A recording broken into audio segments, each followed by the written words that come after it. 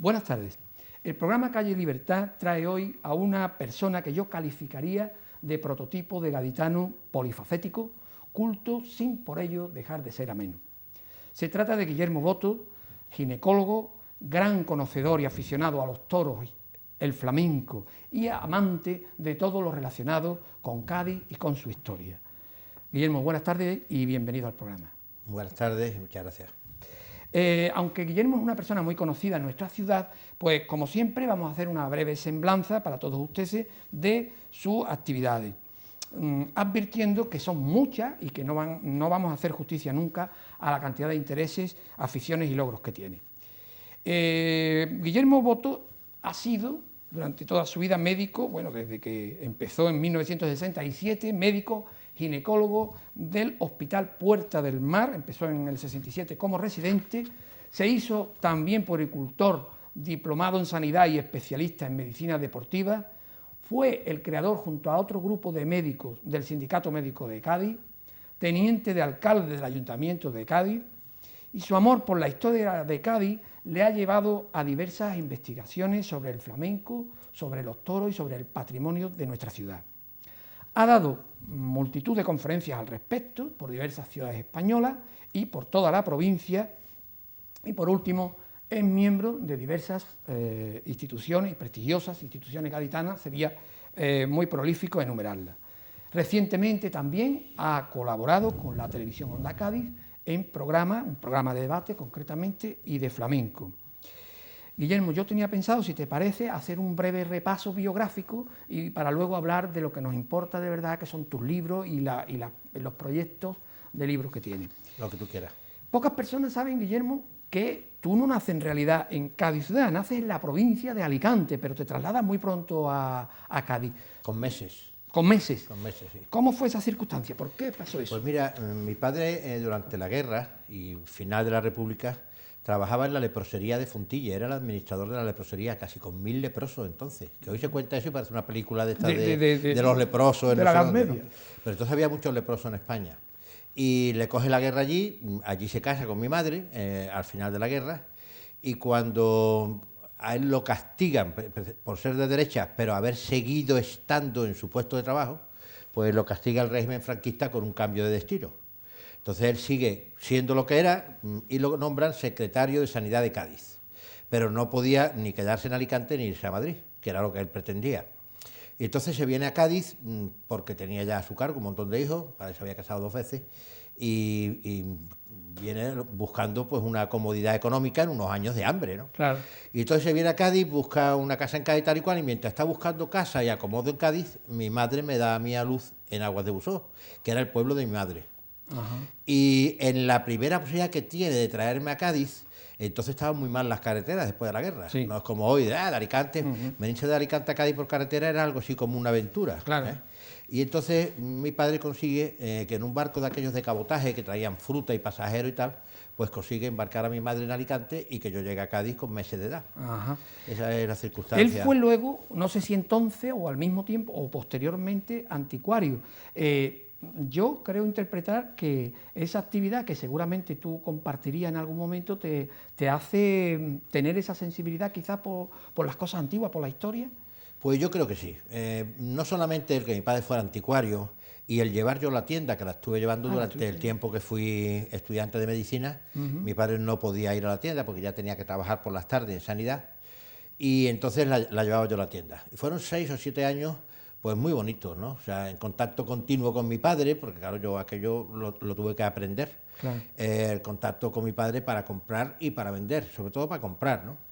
Y al mismo tiempo, pues claro, terminaba mi actividad en la tienda cuando cerrábamos a las 8:30, a las 9, y me iba a hablar con mi padre de lo que había pasado, y ya participaba con él y sus amigos de las clásicas tertulias gaditanas, siendo yo muy joven. Claro, entonces, claro. estaba yo ¿Dónde estudiante. estaba el anticuario?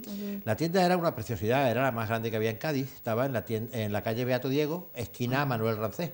Esquina. Una tienda enorme, de antigüedades, ¿no? Con mucho prestigio. Claro.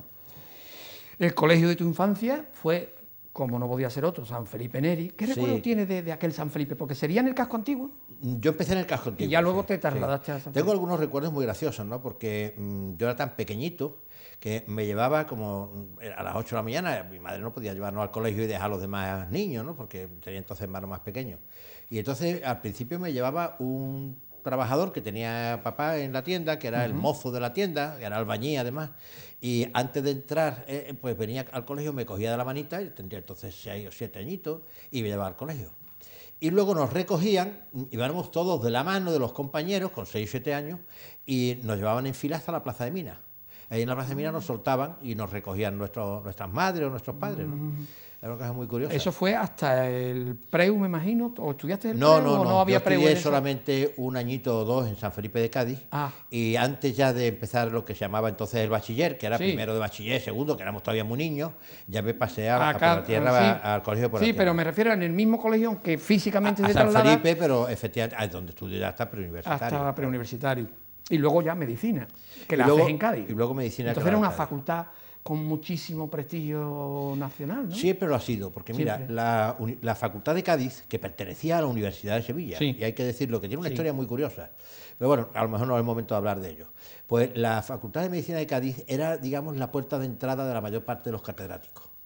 Entonces los catedráticos después de ser catedráticos de Cádiz, podían optar también por oposición a ser catedráticos de Madrid, pero a Cádiz se venía por traslado o por entrada. Y entonces, ¿qué ocurría? Que venían los catedráticos más jóvenes y eran catedráticos de un prestigio enorme porque se hacían aquí de jóvenes con una gana de enseñar enorme, y en cuanto tenían el prestigio y tal, terminaban siendo catedráticos de Madrid, de Barcelona, o sea que esto era la puerta de entrada de una serie de cátedras sensacionales, ¿no? ¿Qué recuerdo tienes tú te Tengo influyeron varios muchísimos maestros recuerdos, importantes, muchísimas ¿no? anécdotas de compañeros que son entrañables, ¿no? Claro. Recuerdo muchísimo, sobre todo, a algunos profesores, a Rovira, por su simpatía, por su gracia, por sus maldades con los alumnos, porque era muy duro. Recuerdo como profesor maravilloso a Ortiz Vázquez, que yo creo que creó en nosotros una opinión distinta de lo que era la sanidad, ¿no? Y lo que era el amor a la medicina, a los enfermos, ¿no? Pero después te podría hablar de muchísimos otros, ¿no? Orozco, por ejemplo, influyó en ti, ¿no? Orozco muchísimo, pero Orozco ya no fue en la época de la facultad. Fue posterior. Ya siendo yo médico y siendo él compañero mío, él era jefe de servicio, yo entonces era adjunto, él era jefe de servicio de rehabilitación. Y entonces yo decido hacer la tesis doctoral y me voy a hacer la tesis doctoral con él. Y hago la tesis doctoral en Historia de la Medicina. Bueno, Orozco era tenía una personalidad en historia de la medicina como muy pocas personas en España. Y era un amante de la historia de Cádiz, y ahí coincidimos. Me ocurrió una anécdota muy curiosa con él. Cuéntala. Tenía yo, bueno, tú sabes que en Cádiz siempre ha sido Cádiz un poco la ciudad de los anticuarios. Sí, es ha verdad. tenido fama por los anticuarios. Es verdad. Y en el siglo XVIII había 3 personas a los que le llamaban anticuarios, que no eran anticuarios, eran coleccionistas. Ya. Tenían mucho dinero y ellos creaban colecciones, pero se les llamaba anticuarios. No se dedicaban a vender, No, sino nada se más que a dedicaban al comprar. comercio, a comprar sí. cosas. Bueno, pues esos 3 anticuarios, el más famoso fue Sebastián Martínez, pero había un segundo que era muy importante, que fue O'Crowley, que tenía... Una biblioteca, ¿no? No, no, él perdón. tenía una colección de pinturas. Una colección de pinturas, Que en exacto, el libro exacto. de Pons, Sí, sí, sobre sí. Cádiz, aparece la colección de Crowley. Y entonces yo estaba muy intrigado dónde estaba aquella colección, porque fue el primero en España que, para que se vieran bien los cuadros de los mejores pintores, Sí, sí, sí, Zurbarán, no sé qué sí, tal sí, y cual, sí, sí. pues creó lo que se llamaba la luz central. Hay que pensar que en aquellas épocas la gente se alumbraba con velas. Es verdad. Entonces, él tenía todos los cuadros en su casa de Cádiz, que eran casas oscuras y que solamente se podía ver pues, a través de la luz que entraban por los patios. Las Exacto. habitaciones eran más bien oscuras. Y entonces hace una serie de bohardillas de luz, unas luminarias en la azotea, para que la luz del sol entrara directamente sobre los cuadros. Muy interesante. Y yo se lo comento esto un día a Orozco, le digo, ¿dónde tenía la casa Crowley? ¿Este hombre? Y me dice, ¿tú te estás riendo de mí? Y digo, no, por Dios, don Antonio, ¿por qué? Dice, porque era en mi casa. Fíjate. Y era la casa donde vivía él. Fíjate, qué cosa más que curiosa. estamos hablando De una casa en la calle Manuel Rancés. Manuel Rancés. Que yo no la he visto, pero no la he visto, digamos, recientemente, Sí. pero creo que la han rehabilitado de maravilla. Sí, ¿no? Y me contaba alguien que tenía una serie de rejas, Sí. incluso en techos, para que desde la azotea no pudieran robarle. Claro. Y creo que la han restaurado conservando todas esas. Yo no lo he visto, pero me ha llamado la atención. Bueno, Guillermo, nos interesa ahora muchísimo 2 libros que tienes ahora mismo en imprenta. No sé si están los dos ahora mismo en imprenta. Uno está en imprenta ya y el otro en y el trámite otro de que está a entre. punto. Bien. Vamos a hablar de ello posteriormente. Sí. Antes me gustaría, porque tú ya sí tienes publicados 2 libros, uno del 2001, quizás, no sé si me equivoco, quizás el más importante, Cádiz, origen del toreo a pie, ¿no? Y en él tú demuestras que el tránsito del toreo a caballo, que era el que se estiraba hasta ese momento, del toreo a caballo a pie se hace en Cádiz, concretamente en una serie de festejos en la Plaza de San Antonio. ¿Podrías resumir? Ya sé que resumir un libro... Ese libro ha sido un poco revolucionario en la historia del toreo, ¿no? Porque se pensaba siempre que el toreo a caballo llegó hasta que acabaron los Austrias y que fue el primer Borbón, cuando viene Felipe V a España, aquella guerra de las que dicen los catalanes, que la diada y toda la historia, que, bueno, que tantas otras provincias españolas tampoco aceptaron en principio a los Borbones y al final pues nada, se pacificó todo. Y los Borbones se dice que como no les gustaban los toros, pues que por eso pasó el toreo a los peones, a los mozos que iban con los caballeros. Y que se creó el toreo a pie en tiempo de Felipe V. Sí. Y es falso. No es el toreo se empieza durante el tiempo de los últimos Austrias, empieza en Cádiz a pie y por una circunstancia totalmente distinta. Porque hay un grupo de gente que se reunían a torear en la puerta del Matadero de Cádiz, que está documentado en un maravilloso cuadro que está en el Museo Municipal, lo regaló Aramburu, se llama La Vista Aramburu, y ahí se ve a picadores y a toreros toreando en el Matadero. Y eso es de 1600, no se sabe, 50, 60, no está muy documentado la fecha exacta, pero de luego 70 años antes de lo que dice la historia del toreo. Se suponía que era. Y entonces esta gente que toreaban en la puerta del Matadero, pues aquel espectáculo iba tanta gente, incluso gente del ayuntamiento, a verlo, que hay una cofradía, que es la cofradía que decide hacer la iglesia de San Antonio, que la iglesia entonces era una ermita, que para convertir la ermita en iglesia pide el poder hacer corridas de toros en San Antonio. Y ese es el nacimiento del toreo a pie. Claro. Ese matadero del que me habla, me imagino que no tiene nada que hablar, no está ubicado en donde estuvo el famoso matadero de los flamencos del siglo... El mismo matadero. El mismo, ¿no? En Cádiz ha habido 2 ubicaciones del matadero. Sí. Una del siglo XX, que se lo llevan a la zona de aquí, bueno, cercano donde está la televisión, digamos, ¿no? Está por ahí el matadero, pero que eso es en el siglo XX. Sí. Pero hasta principios del siglo XX el matadero estuvo donde está la Peña de la Perla. ¿Dónde está la Peña de la Perla? Son los muros de la Peña de la Perla. Sí, y estaba delante de la cárcel y de las Puertas de Tierra, la Plaza de San Roque. Exactamente, una gran tradición de toreo y de flamencos. Y de flamencos y de toreros. O sea, ese maravilloso cuadro genealógico de los Ortega, que más que de los Ortega es de los Díaz primero y luego de los Díaz Ortega, ¿no? Sí. De los Ortega Díaz, perdón. Y que lo ha ampliado tanto Félix Rodríguez, que hace un libro sobre eso. Sí. Bueno, pues ahí te demuestra que el flamenco sale del grupo de los toreros de Cádiz. Lo crean los toreros de Cádiz, el flamenco. Eso es una preciosidad. Es una maravilla. El otro libro que comentábamos antes es una biografía, se puede decir, y también, bueno, de... Sí, mira, ese me lo solicita, la biografía de Paquiro, del gran Paquiro. Ese me lo solicita el Ayuntamiento de Chiclana, gracias al que hoy es director del Museo de Paquiro, precisamente, que conoció mi libro, había oído algunas de mis conferencias y pensó que yo podía hacer esa biografía y se lo dijo al alcalde de Chiclana y entonces ellos me lo pidieron, porque se iba a celebrar el bicentenario. Y se quería celebrar, pues hombre, con algo que quedara, que era la biografía de Paquiro. Bueno, me tuve que ir un montón de días a Madrid para ver la hemeroteca, porque claro, Paquiro tuvo una gran importancia en Madrid y todas sus corridas estaban reflejadas en periódicos de la época y allí busqué mucho. Me ayudó muchísimo un trabajo previo que tenía Cabrera Bonet, que es el prologuista de mis libros, y Cabrera también me echó una mano grande, tenía algunos carteles y algunos comentarios que me hizo sobre ese libro. Paquiro es una figura importantísima en la tauromaquia, ¿no? Paquiro fue, yo creo que no ha habido ningún torero español, hasta Manolete, que haya tenido la trascendencia internacional que tuvo Paquiro. Paquiro es el gran personaje de Chiclana. En Chiclana, pese a que han nacido 2 o 3 personajes importantes, Magistral Cabrera, o el famoso novelista, bueno, ahora se me ha ido el nombre, pero el autor de... Quiñones. Quiñones. Bueno, Quiñones ya en el siglo XX. Sí. Son 4 personajes, pero de todas formas el que tiene más trayectoria y más vuelo es Paquiro. No, una especie para entendernos de lo que podría ser hoy el prestigio internacional de Tomás, por ejemplo. De José Tomás, sí. Sí. Hombre, José Tomás tiene el que ya existe América y ya tiene un prestigio americano. Y entonces, como América no existía, pero no estaba unida, digamos, el toreo había llegado... El toreo llega a América con los caballeros, ¿no? Y sí. es un toreo a caballo también. Sí. Pero el toreo a pie, como lo conocemos hoy, llega a América gracias a Bernardo Gaviño, un torero de Puerto Real. Ah, sí. Y es más o menos coetáneo de Paquiro. Ajá. Bueno, hemos dicho que íbamos a hablar de otros 2 libros que están ahora mismo, digamos, cociéndose. Uno acabas de comentar que está ya en la imprenta, que es quizás pues el ese del es un libro que yo estoy encantado con él, ¿sabes? Sí. Porque es un libro primero que me encarga la Fundación José Tomás sí. a través del maestro. Sí. El maestro conoció mi libro, mi primer libro, y conoció alguna conferencia que yo di.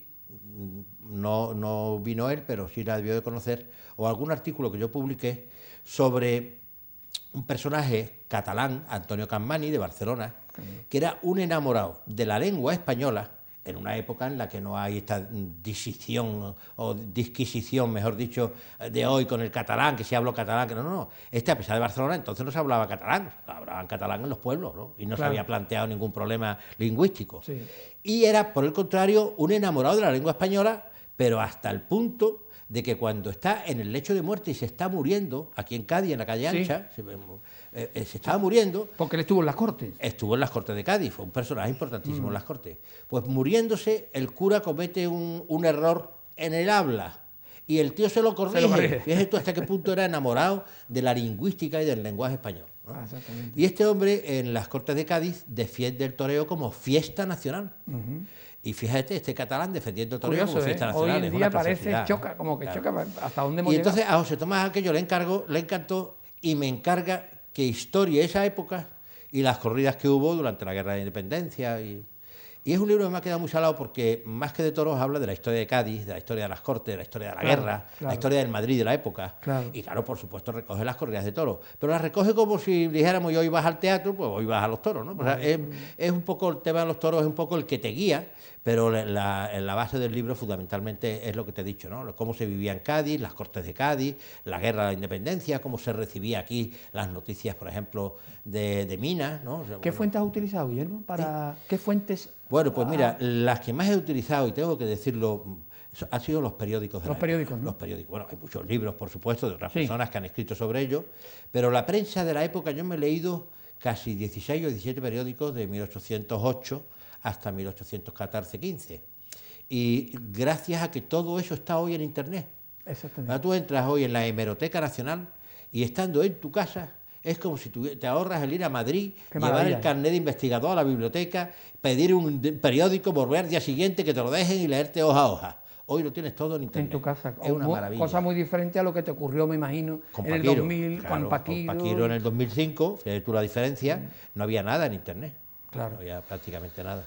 Bueno, hay otro libro que también va a salir y que a mí me ha llamado también muchísimo la atención y me ha encantado, ¿no? Es un libro que cae en tus manos, que escribe un varón francés, Férissac, que vino al sitio de Cádiz en el año 1812. Estuvo pegando tiros desde Estuvo pegando tiros. Y cañonazos. Y que va coleccionando una serie de impresiones y luego los reúne en un libro que llega a tus manos. Primeramente, ¿cómo llega ese libro a tus manos? Pues mira, yo soy bibliófilo, es decir, yo soy amante de los libros y compro, y sobre todo lo que sale sobre Cádiz lo he intentado siempre comprar.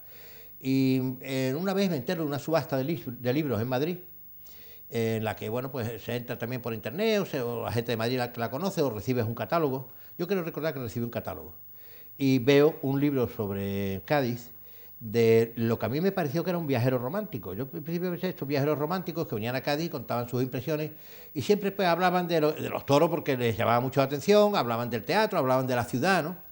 Y cuando me entero de que el libro no está en ninguna biblioteca de Cádiz, no estaba ni en la provincial ni en la municipal, digo, pues lo voy a comprar. Me costó carillo, pujé por él y me quedé con él, me costó carillo. Y es un librito. Entonces es un libro En francés. francés, por supuesto. ¿Cómo se titulaba? ¿Qué el título Se llama era el varón? Noticias sobre Cádiz y su isla. Ah, Noticias sobre... Noticias del Barón de Ferrusac. Sí. Entonces yo pienso que es un libro que me va a contar fundamentalmente todo el tema de la guerra de independencia. Entonces, ¿qué va, qué va? Este hombre era tan erudito que en lo que se encharca de verdad es en la fundación de Cádiz por los fenicios. Eso es lo que te iba a comentar. Bueno, es una verdadera maravilla. Este hombre, en un principio, sí que es verdad que describe los pueblos, la geografía gaditana, tal como en ese momento él, me imagino que acudirá a fuentes del momento y describe esos pueblos y la ciudad de Cádiz, ¿no? O la ciudad de Cádiz él no puede entrar, en realidad. Fundamentalmente describe la ciudad de Cádiz, que no la conoce. Y la describe sobre todo por las fuentes que maneja. Pero fíjate qué cosa más curiosa. Él había estado pegando tiro también en Zaragoza, en el sitio de Zaragoza. Sí. Y uno de los defensores de Zaragoza, sí, después se refugia en Cádiz y sigue pegando tiros contra él. Bueno, pues este es un erudito español que muere con 30 años, que fue diputado doceañista, Isidoro de Antiñón.